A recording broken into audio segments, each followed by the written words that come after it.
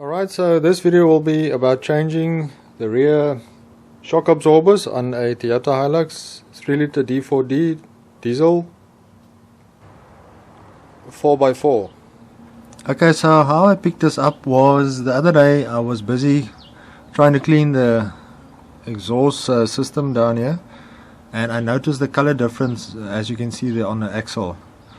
On the left hand side it is the normal dirty dusty color, and on the right hand half it's got this shiny kind of wet look to it, which was when I noticed that obviously something in the area here is leaking.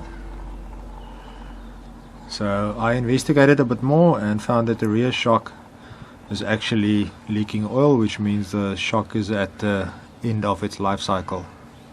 Okay, so you won't notice anything now, but I already cleaned up the oil the other day, and I suspect that it might have been the last bit of oil that came from the unit, but the complete shock was wet with oil and it was dripping from here, and then obviously as you drive went onto the axle, which caused the color change on the outer surface of the axle. So that's how I picked it up, that the oil was coming from the shock absorber and not from anything else in the area. So I got these today from a company that I found on the internet. That is a supplier of the Rancho brand, and I collected them. They called Valid Trade. They've got a warehouse in Cape Town as well as in Johannesburg, and I think in Durban as well, but I'll post the link below. So let's unbox these.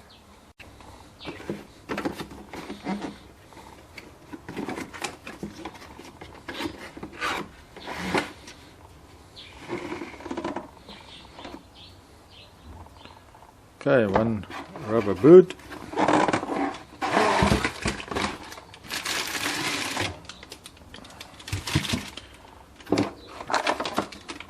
one Rancho shock absorber, adjustable, stiffness adjustable from 1 to 9 setting. That is what we currently have on the Hilux, so we're only gonna change these guys.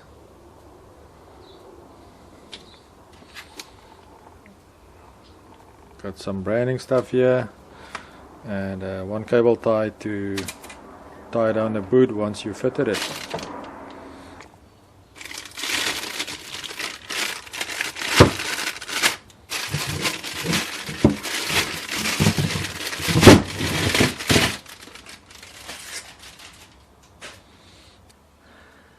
So in order to change the rear shocks on a Toyota Hilux, this is a 2012 model, you only need a couple of items or tools. It's fairly basic.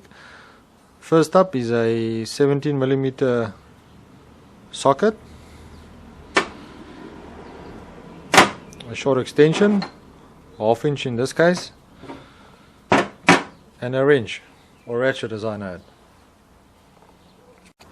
Okay, so in order to unlock the shock absorber, you simply just push down slightly, turn it anti-clockwise, and it is unlocked, ready for installation after fitting the rubber boot.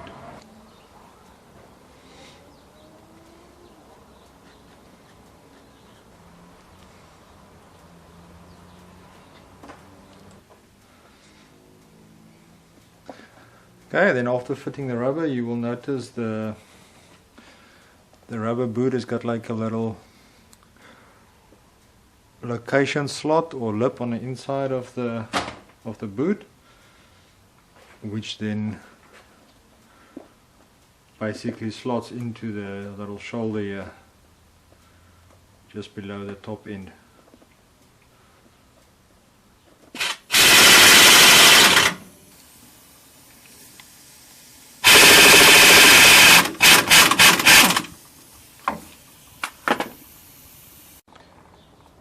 Alright guys, there are the old units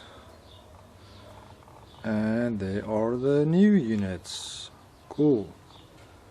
Okay, just to compare the old ones again, there is the one that was not leaking oil, and there is the one that did leak some oil. So you can clearly see the difference there of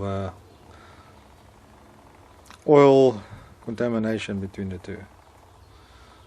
So let's just do one last inspection on the top side. I'm going to remove the rubber and then we can see whether the seals actually shows any evidence as well or not.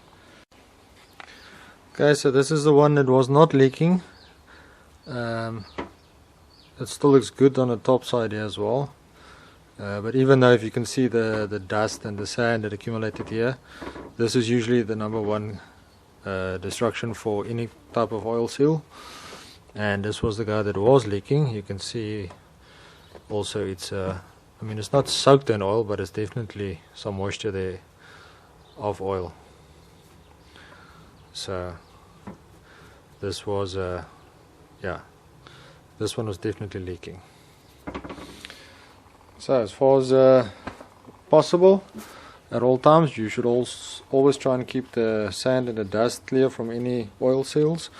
Something interesting that I noticed was, if you look at the little gap here between the rubber of the old ones and the cable ties on this one already, but I've noticed that there's a small tiny little seal or extra string of rubber here in order to try and keep the debris out, obviously. So that's an improvement that Rancho obviously made, and that will help prevent dust and sand from entering the boot, which in return will get to the oil seals, which in return will cause sooner failure rather than later. So that's a good thing.